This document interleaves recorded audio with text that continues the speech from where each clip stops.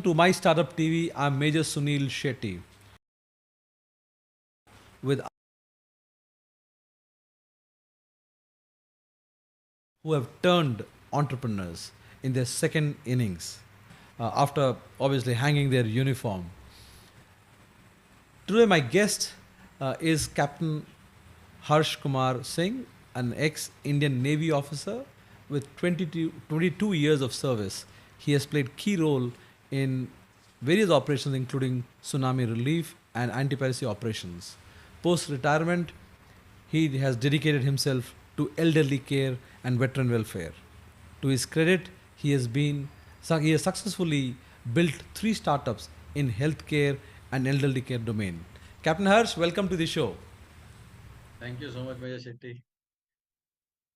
So, before I get into understanding, about your startup, especially which is in elderly care, which according to many reports is just the elderly support is about 7 billion, and overall I think when you talk about medical care, accommodation, all of that, that's over $42 billion industry, and it's a challenging industry. Not everybody can be in it, if you're not empathetic about the cause.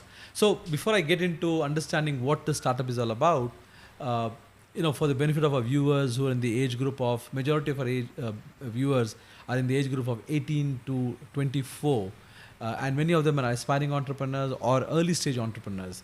So I want to use your experience of serving in the Indian Navy, and connect that to your entrepreneurial world. So over to you, and please, if you could help us understand about your journey as a naval officer. So, my journey started way back in 1989. I was riding a cycle, and there's a magazine competition success review. There was an ad for 10 plus 2x entry of Naval Academy, UPSC, and you'll get trained in Goa. So, I saw that ad, and during our time, there were only 3 4 exams if you do maths in 12th exam. 12. Those were IIT, PET, and NDA exam. So, I wrote all three and got through in all three. So, decision was that guided me to join Navy was Goa. Being from Jabalpur, so we went to Goa, and Goa we went small academy first time started. There was a fourth new course. We were fifth course, and I've been very lucky. I had an opportunity to build that same academy as a founding member in 2009. It's India's biggest academy in Navy, Indian Naval Academy. So actual entrepreneurship, if you want to say naval career was very vast. I sailed. I was always on ships.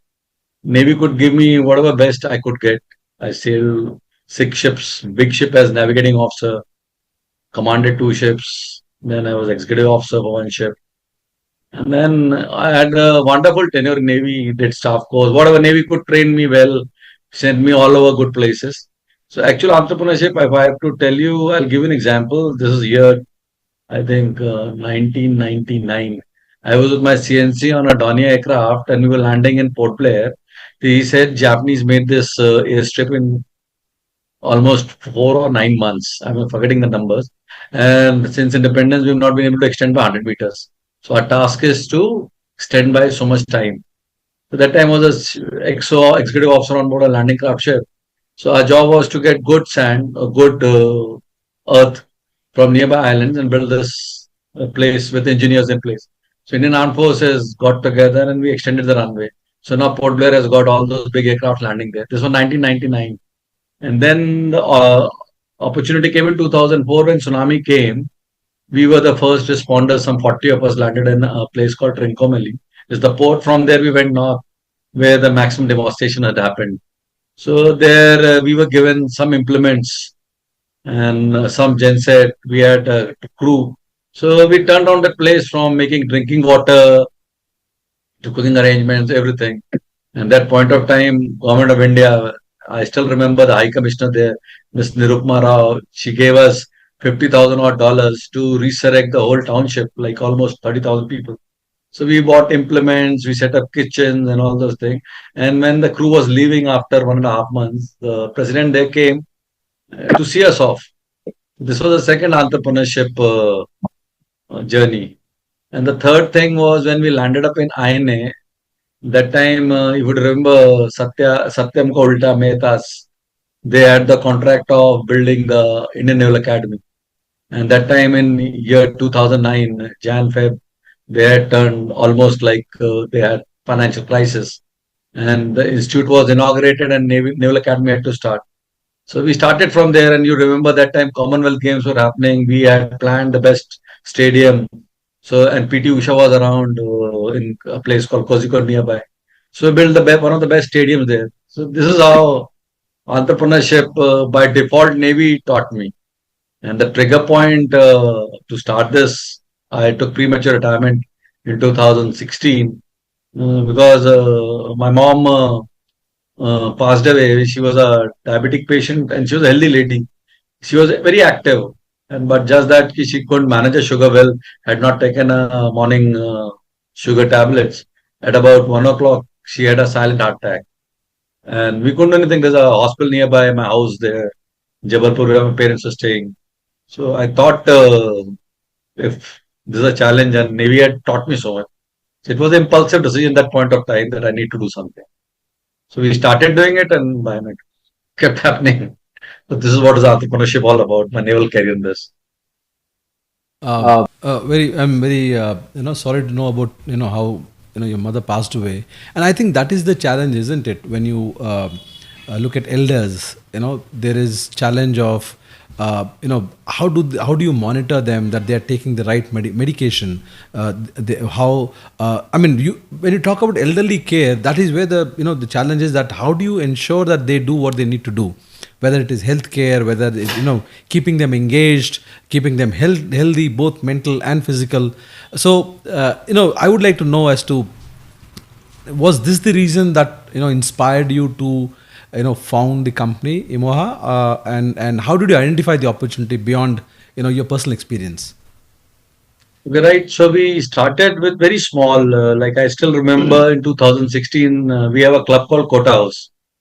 For plastic table and chair, I started with my colleague Dr. Manri. She was doing this. We were doing staff course in Wellington in 2007-8. So she's my postmate's wife, and she had actually started doing this program well before me. I plunged into it.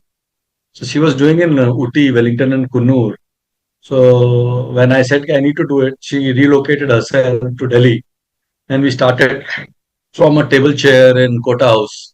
I took whatever retirement money I had, I pulled in, and she pulled in.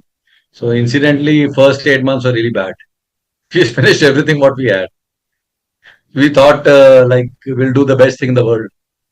We hired the best digital marketing team. We hired doctors, nurses, everything we hired. And the paycheck was so high. We saw automatically the customers will come, demand will come, and we busted all our money. So first 8 9 months was all bookish knowledge, all perception that we had. This is how a company or this is how it should work. They never fired. So somewhere around 2000, February 2008, 7, I started September 2017, and to be precise, October 2017, it became viral in Bangalore. There's a gentleman called Dr. Bhaskar. He transmitted in WhatsApp group, and suddenly it became viral, and we had over surplus demand. I still remember we had no money, and we had taken an OD from a bank to charter an aircraft from Spice Jet, I think. अभी थोड़ा ठीक नहीं बोलना, but chartered a, you can काम निकाल सकते हो अगर if you want. So we chartered a aircraft, Spice Jet, filled. This was 120 seater, 120 seats we had chartered. We flew down 68 caregivers whom we had hired earlier, and we had to lay them off. We mustered them in 2 days and flew them to Bangalore to start this. This was Eldercare, that earlier venture. We couldn't hold on to it. Then the second was virtual hospital we made. We thought ki now by the time the cost of money had sunk in, unit economics had sunk in. So we had reduced all our fixed cost, and we made a virtual hospital sort of thing. We had, by the time we knew a lot of doctors, we knew caregivers and all. So we became unit economics positive. In 2019, I met a gentleman called Somajit Roy. He's a gentleman who worked very closely with Antara, Max Group, and he had built Antara in Dehradun, a very seasoned gentleman. He had worked in this program since 2010 as part of a JLL. So he's our CEO. So he got us, he spoke to me and Manpreet, and we were acqui-hired by a venture capital called Lumis Partners. So since 2019, I had not to worry about money. Money was organized by the venture capitalists, that is Lewis Partners. And Swamiji gave us the skill of corporate. How does a corporate work? And then me and Manpreet, we flourished and we started solving for the problems. And the solutions kept happening. So I'm very happy to say if you see the social domain or other place, the barometers of checking our success. So there is a educate people interest, educate supplies, educate amount of consumers who are benefiting from our services. And the program has evolved in a big manner. So, um, that is multiple experiences, multiple ventures, and which is a typical journey of the first time entrepreneur, isn't it, where you start thinking, as you said, bookish knowledge. You think that this is how it is going to go, and the moment you get into it, the world of entrepreneurs throws a googly at you. So the current business model, how does it work, especially the holistic membership plans and service that you're offering? Okay, first, there are four challenges in aging. The first challenge of the aging starts somewhere around 55, 50, I would say 50. The challenges in 50, sudden changes in body structures, our metabolism, our behavior, and then the challenges that we go through. What do you call, your kids are growing up, you have to move into a house, you have to have a settlement sort of thing. So first challenge that builds in any personal life is somewhere around 50, 55, I would say. He starts thinking about his children's future, his retirement plans and all. The earlier you think about retirement, better I suppose it is. But current generation of ours, who are the current consumers of our services, or 10 years before us, they start generally thinking about retirement at the age of 50, 55. And if you're in a government service, you are well taken care. If you're not in government service, if you are an entrepreneur or agriculturist or a corporate guy, generally you not plan well. Now people have started planning well. The first challenge of an elder starts happening 50, 55, and 60. And when you get into chronic care management, you come to know suddenly that you have a diabetes or suddenly you have a BP, hypertension. So these challenges. And the first people out of 1 in 10, you end up getting strokes or whatever, some one episodic incidents visit to one hospital. And if you see all hospitals, 60% patients are over the age of 60, 55 or 60, I would say. 12% are the gynecology births that happen. And balance of 20, 22% is what is patients on trauma or other big diseases. So primarily the major population hospital are these people. So first we thought we will build a community, other thing. And the way we had the naval support system or a regimental system of armed forces, that is the backbone of our planning and delivery of services. So I still remember when we used to sail, we would leave behind a licensed sailor to look after the families who would stay back. And the families would come from distant places, Bihar, Uttar Pradesh, Telangana. Then places like Bombay, it's a challenge. Early part, it's a challenge for a family to even get a reservation, going to hospitals or whichever way their guests are coming, the challenge. So we initially thought we will build a support mechanism based on armed forces. So initial design of our services were based on armed forces. We would hire PBRs and he would act as a care manager. We will give them a team of a nurse, a handyman, and some technology for scheduling and managing the work. What Urban Clap is doing right now in a more organized manner, getting demand through what do you call through the application. So this is what we started with. And as we get deep into it, the second challenge comes for an elder beyond the age of 70 to 80, the neurodegenerative diseases. If you have dementia, Alzheimer's, something. This is the second challenge. The third challenge happens beyond the age of 80 when infirmity sets in. You well, hearing losses, all those things. And if the solution can increase the quality of life and quantum of life and wellness, so here the business sense happens. And it's a solution by itself. Everybody wants to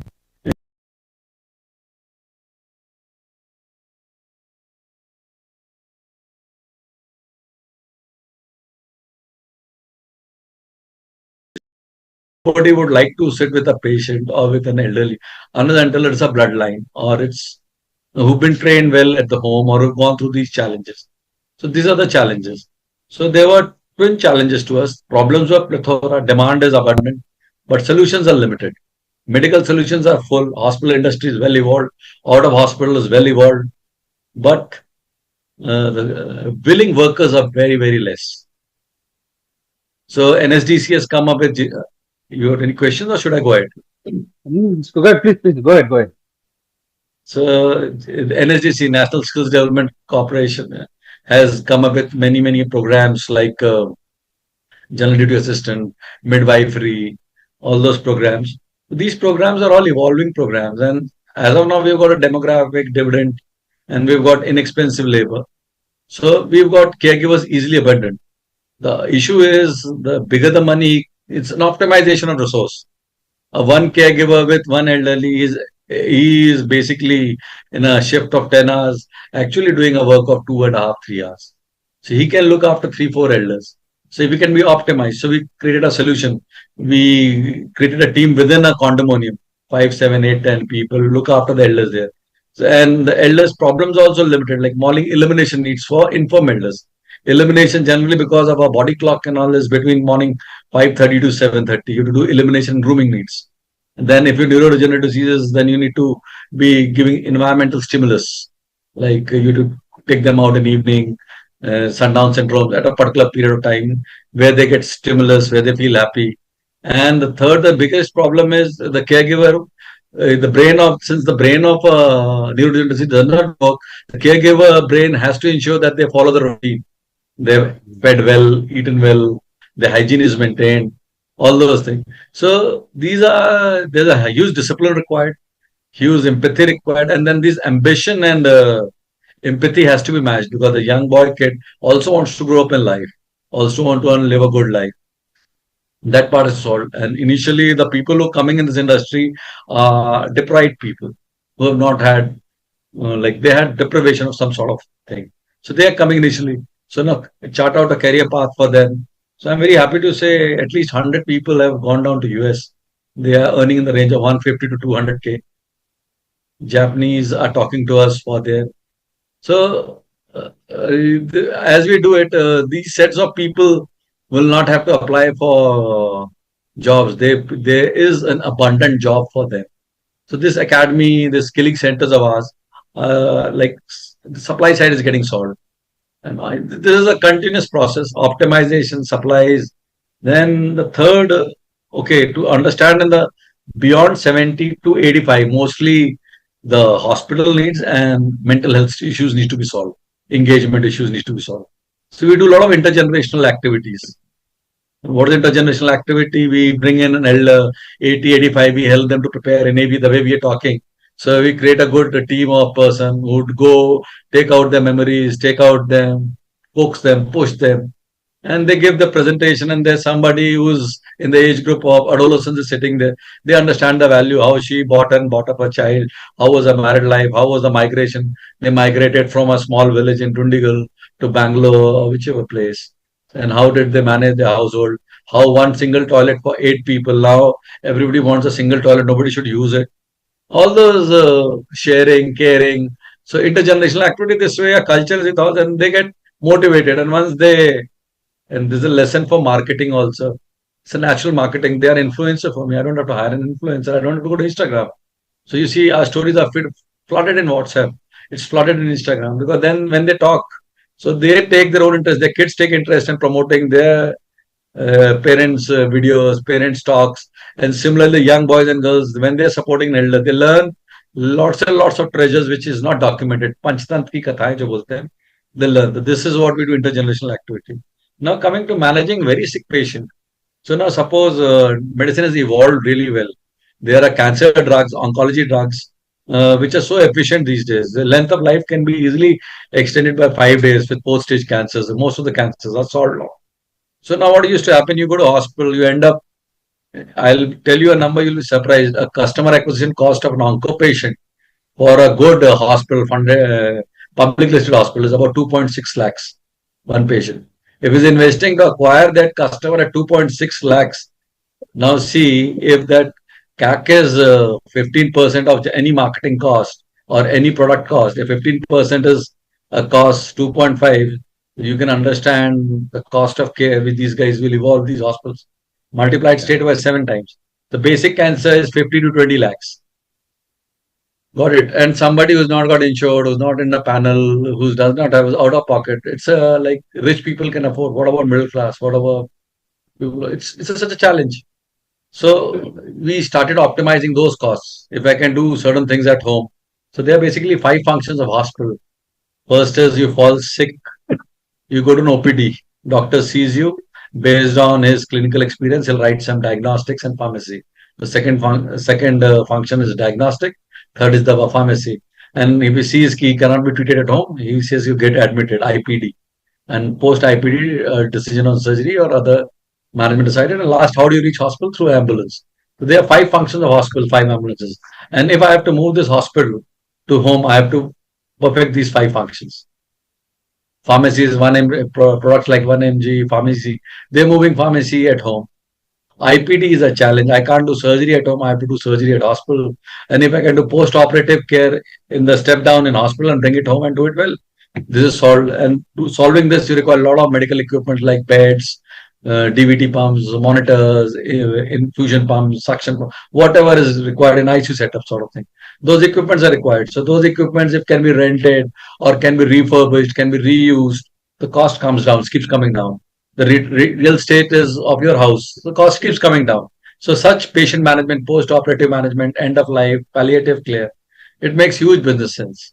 So that is how you see most of the hospitals, big hospitals, are doing these programs. And suddenly, by virtue of being in this program, we had perfected it. Like, and I'm a navigation direction officer. If we can launch an aircraft from a deck and control that aircraft to launch a munition at an exact place, do you understand? The doctor instructions can be followed at any house using the tech we've developed our in-house tech. So this is amalgamation of all these problems. Solution is happening, and a lot of people are getting employed. I'm very happy to say we've generated employment to more than 10,000 people in this journey of 8, 9 years. 1,000 people annum, and commencing this year, we are generating 4 to 5,000 extra employment per year. Well, that is really Commendable commendable. that while you're generating employment, while giving elderly care, as you said, you're upskilling people who are getting employment opportunities abroad, and that's kind of changing their lives as well. So, you talked about various services and at different stages.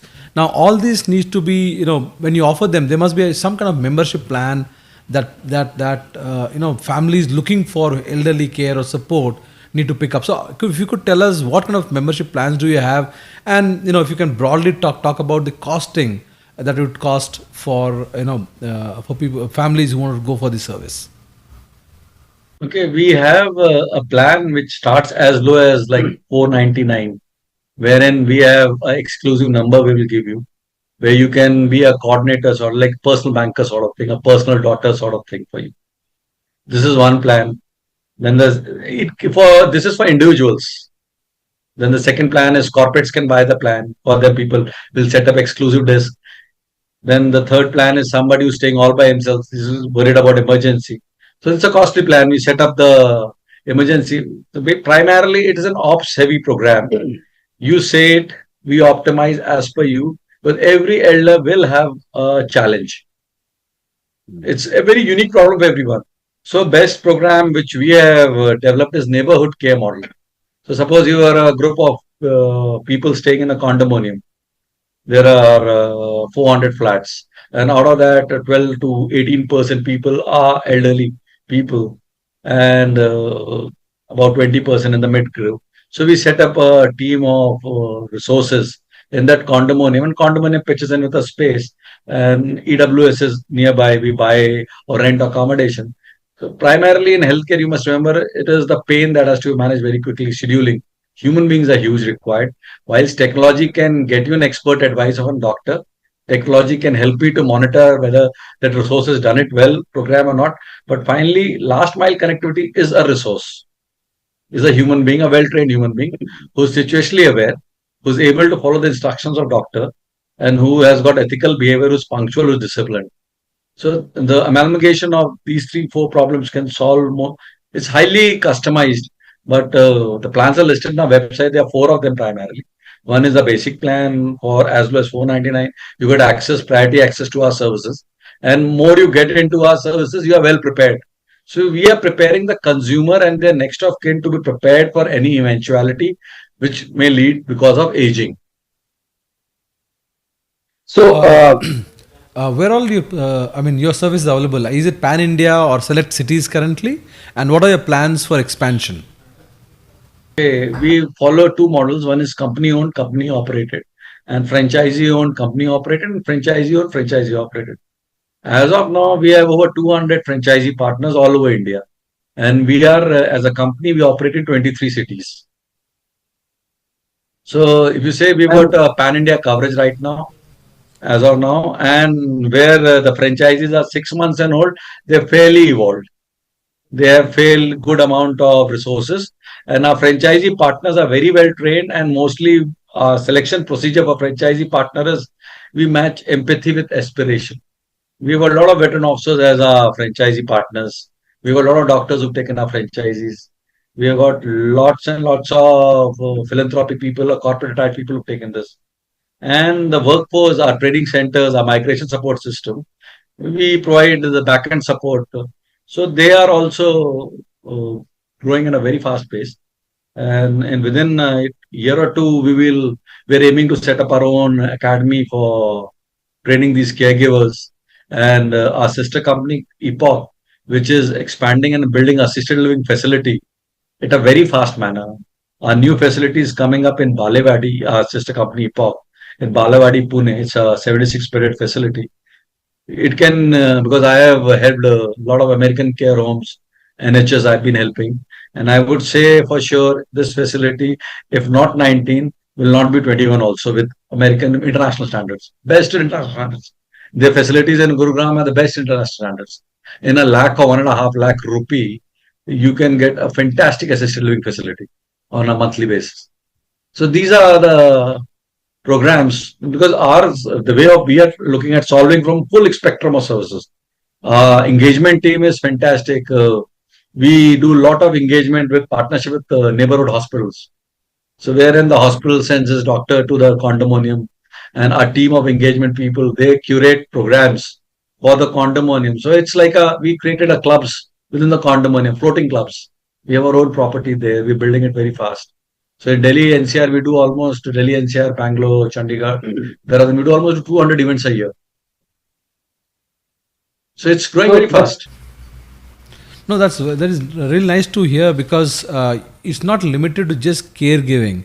You're taking it beyond because you're trying to touch upon, as you said, make them feel part of this society, make them, their experience, bring back their memories, make them relevant even in today's time, even if they're going through, various challenges. So, what kind of support do you provide to your franchisees? I mean, if somebody wants to, take up your franchisee, what does it involve? Is there a fee? What kind of fee do they have to pay? Do you provide trained human resource to them? If you can just go through that, if you can explain that part. So to begin with, we charge our fees anywhere from 5 lakh to 7.5 to 10 lakhs for 3 to 5 years, depending upon the geography and the business prospects. And then what we do proper training, handholding, resource management, hiring for them, getting connections within the hospitals. So we help them to build and scale the business very quickly, and we do take some royalty out of the revenue. So there's a selection procedure for franchisee partners also. So we have got certain set of questions, certain set of evaluation. Once a franchisee partner is evaluated, we have a full process of training him. Before he gets onto the ground, we train him really well. And then because of the brand presence and because of the practices we've evolved, the process we've evolved, we give everything to the franchisee. And we do handholding. We put supervisor people with them, handholding. And generally, initially, franchisees come as a franchisee-owned company operated. And once they get some, they are able to run on their own, they can move to franchisee-owned, franchisee-operated model. So and it's a so the current set of franchises, generally 3 to 6 months, they start making break even or start making money.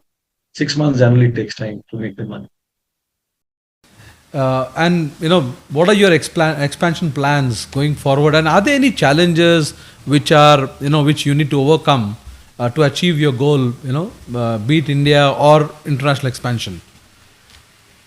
The three biggest challenges which I foresee for this industry, not for us, for anybody who's in this business. is trained manpower. Because the demand is unsatiable. And we hardly have, like, if I have to say, in this 9 years, how many caregivers would I have who I would say are very good, who are well trained? Not more than 4,000. And demand is in lakhs and hundreds of thousands. So the biggest challenge right now is training these people. Second is government support. Our people are going and working in various households. I can only verify him till the time he goes to your household. I can give antecedent verification till the time you go household, and our thing is really good. Like our Fauji's are so good. Our Fauji's network does this verification. Our verification, like when you place a caregiver, he does a video call to his parents and shows that this is my new workplace, and that's how we know his parents are existing. Right or wrong, he not fudge the Aadhaar or whichever way. So we do much beyond that verification. We do much more work than what a beat constable would have done it, verifying the three letters and all those things. We can only take it till there. Beyond what? If he does a crime inside a house, who indemnifies it? Who does it? But this is the second biggest challenge with this industry going to face. Third challenge, which invariably is like in errors of medical negligence or medical, I would not call it negligence. It's error of judgment. So suppose somebody is managing a central line at home, a sick patient. So the laws and indemnification process in the hospitals are very well defined. You sign all the forms and all. Paperwork is well defined. That is evolving in most of the hospitals are doing this program. So hopefully they're getting into it with their experience running hospitals. They will evolve this program. And then the last and the most difficult proposition of this, our RWAs are all democracies all over places. So what happens? The care component. I have seen. I looked after almost like 200 RWAs. The RWAs which are focused on welfare activities or growth, the community thing, they are striving well and they use the resources well. So, but if these RWAs are not aligning with the programs, with these care programs, they don't succeed. So, education of the society in understanding that all of us are going to get through the same problem. Like I'm give an example. I have been seeing. I'm in the field most of the time, meeting people, elders. A grandchild for people in Delhi, NCR, and everywhere is like 34, one child. Grandchilds are reducing at a very fast pace. The clients that I made in 2017, 18, they had at least three, four grandchilds. And the clients which I'm making now, the consumer who are taking a service, they have one or two grandchilds. So now think about this way. You read all these reports. Japan lowest birth rate now. We are hitting 1.9 TFR. So see how we they took 3, 4, 5 decades to age. We'll age in 2 decades, 2.5 decades. Like I am 52. When I hit 72, I'm very sure my son will not marry by then. Or he would have married, he wouldn't have produced a offspring. And a grandchild is the biggest thing which I have noticed for intergenerational activity for a elderly. His mobility. The mid 40s is now you're in 60s, you feel like you'll do everything yourself. You know, with this life aging increasing or lifespan aging and very domiciliary support. We are so blessed. We have a lot of domiciliary support.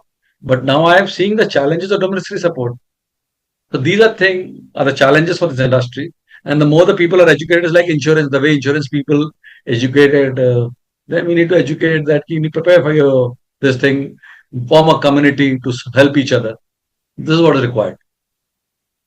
So as a soldierpreneur, it's an amazing journey for you because you started off, did multiple iterations with your business, exited a couple of them, and you're on a journey which is definitely giving you the rewards for the work you put in. So keeping that experience, what kind of what would you tell all of other veterans out there or people who are still in uniform? What kind of advice would you like to give them if they're trying to win, if they want to become entrepreneurs? Okay, three things are very important for entrepreneurship.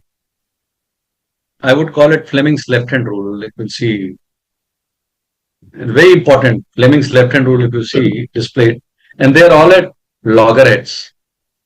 So if you're to be an entrepreneur, you solutions, everybody knows the problem. You'll be able to solve it also. But ability to acquire consumer, ability to sell is the first ability which you must have as an entrepreneur: ability to sell. Because if you are unable to take your program or your solution to hundreds of people, there's no use having the best of the solution, best of the thing. So all of us have the problem. We all know the solutions. And somebody who sells well, probably with experience, is generally able to make a better solution also. Because he's got that many more experience, that many more feedback to solve a problem. So my success started when I had many consumers. I got a lot of feedback. I learned a lot. And our sale, instead of selling, we have waiting list now. Because That's we learned so commendable. much. Yeah, that's For commendable a for us. startup to be able to say that, because many startups very rightly put out, ability to sell. Where many startups struggle, that's the first place, or that's the holy grail, where you build a product, you build a service, but how do you sell it? So I think that's a key takeaway. As you rightly said, everybody knows the problem. And Yeah, go ahead, second go ahead, go takeaway, ahead, go give ahead, go 3 years. Second takeaway is give 3 years. This is like your academic ahead. training Yes. is for 3 years, your graduation is for 3 years. Everything, give 3 years to yourself. You can pivot, you can fail fast, but give 3 years itself. Believe in yourself and give 3 years. Trust me, first year will be all, you require plenty of self motivation. Second year is like you should be prepared for face plenty of self criticism and criticism from near and dear ones. And third year, face challenges from your competitors who see you as competitor. They'll eat you up, or they'll buy you up, or they'll finish you up. So if you survive these 3 years, fourth year, then you are a problem for the new entrepreneurs. And Very and important in those 3 years also is to ensure that you don't dry up your resources or your finances, isn't it? Because that's the critical part. As you rightly said, most people do the mistake of burning everything that they have in the first year, thinking that they do the best of it, best website, best business card, and those really don't matter, because at the end of the day, somebody who's in the service sector need to provide the best service out there. So that's why you need to be able to spend money where it really matters, not on things that don't matter. So, if that is okay with you, yeah, An office. I have offices in the yeah, that was condominiums, on the clinics.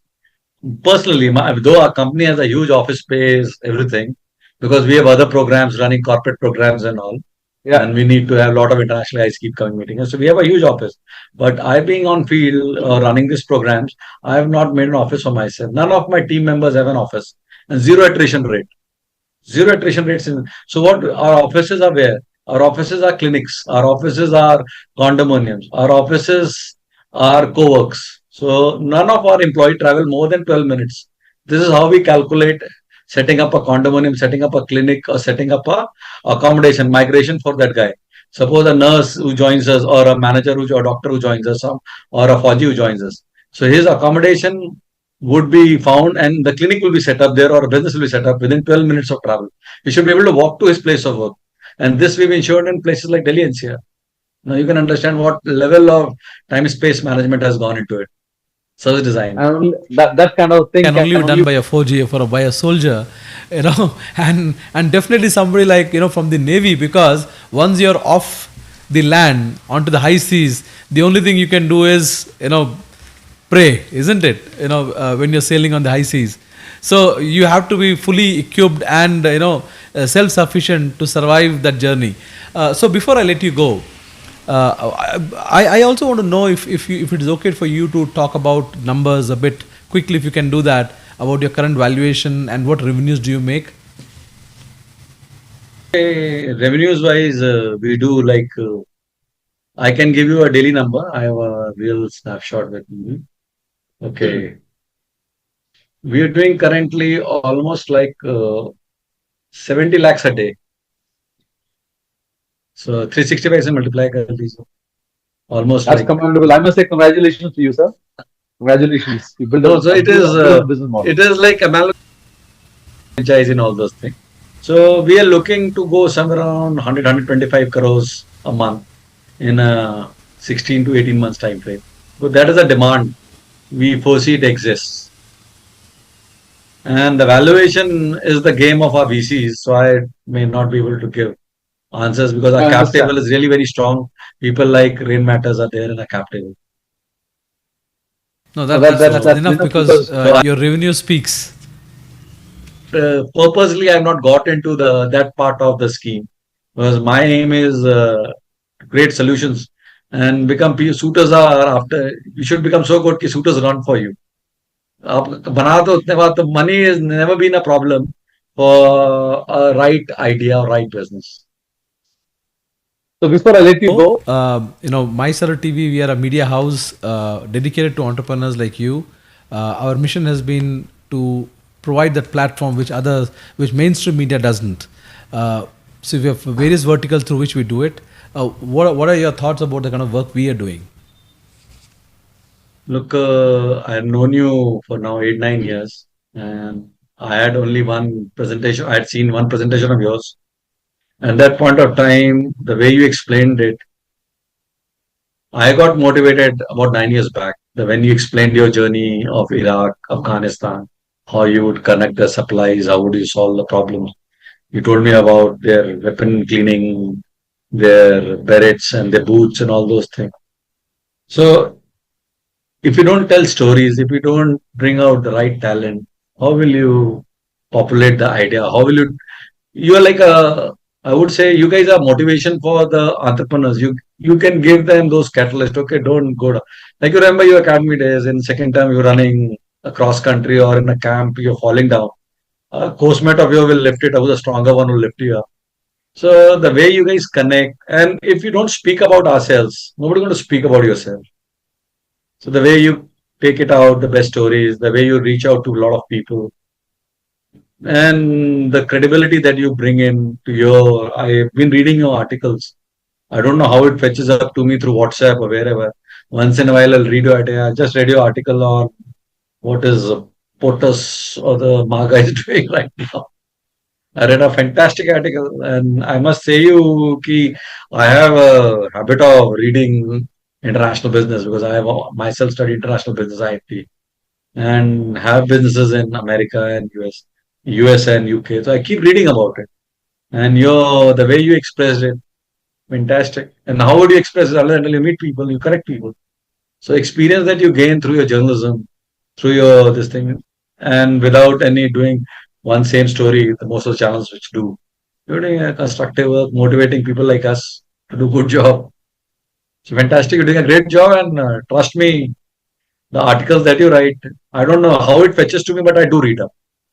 Last one I can tell you is about that. And 7 or 9 days back, I read a little bit more about same tariffs and all. The very contemporary. I don't know who does your research or you do it yourself. Fantastic. thank you, sir. Thank you for Thank you. the kind words. And yes, I do my own research, and I'm still old school when it comes to journalism. I don't believe in the shouting match that happens in the mainstream media, and that was one of the reasons why I took to entrepreneur journalism. But I said I will talk about business. I'll talk about entrepreneurs like you and bring their stories to the world. Thank you for joining us, sir, and we look forward to hosting you, in future again on some of our panel discussions. Thank you for joining us.